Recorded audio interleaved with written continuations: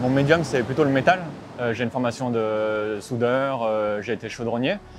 Mais je travaille beaucoup aussi autour des machines, de la mobilité. Voilà, j'ai fabriqué des scooters électriques. Là, j'ai fabriqué ce kayak il y a maintenant 10 ans. De mon côté aussi, j'adore les machines, mais j'ai pas du tout l'esprit mécanique, mais ça se retrouve dans mon travail.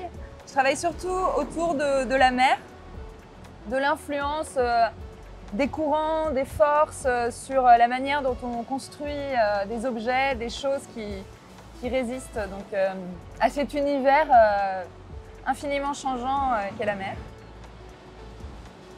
Donc, je travaille dans plusieurs médiums. J'ai fait beaucoup d'installations donc dans le milieu marin, au-dessus, des embarcations aussi un peu mécaniques avec des rames un peu folles. Et aussi des installations sous-marines, quand j'ai rencontré Kevin il y a longtemps. Et là, je travaille autour de la céramique où je fais des sculptures de libération d'air, de mer, de contraintes, donc toujours sur la même thématique. Comme on disait avec Kevin, donc ça fait longtemps qu'on se connaît. Et donc il avait fabriqué ce kayak extraordinaire. Donc j'avais toujours ça en tête en le connaissant, c'était merveilleux de le découvrir. Et pendant longtemps, quand on marchait, on parlait de plusieurs projets. Et moi, j'avais une fascination donc, pour les avirons mécaniques, robotiques qui se déplacent. Et à une période aussi, Kevin avait une fascination pour les girouettes. Et je pense que tout doucement, quand le Festival de l'Estran a fait son appel, et ça faisait longtemps qu'on avait envie de travailler ensemble, tous ces mondes se sont un peu imbriqués et c'est comme ça que cette proposition est née.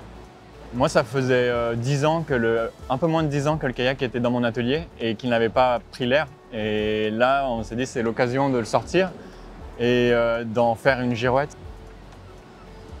En discutant autour de ce projet, on s'est dit mais en fait si on mettait le kayak au-dessus de cette girouette, enfin si on se servait du kayak comme girouette. Et donc c'est comme ça qu'est né un peu le projet. On s'est dit on va le présenter au prochain Festival de l'Estran.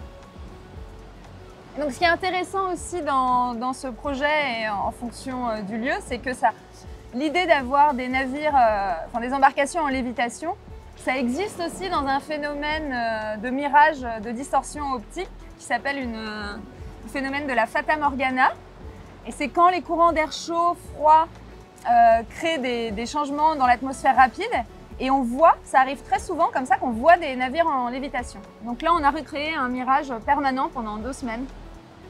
Ce lieu était fabuleux aussi parce qu'il y a donc cette embarcation indique le vent et tous les petits navires qui sont mouillages derrière, eux aussi se déplacent en fonction des courants du vent, mais avec l'inertie du fait de toucher l'eau. Et donc ici, il y a vraiment une réponse au lieu où là, le kayak indique le sens du vent avant tous les autres.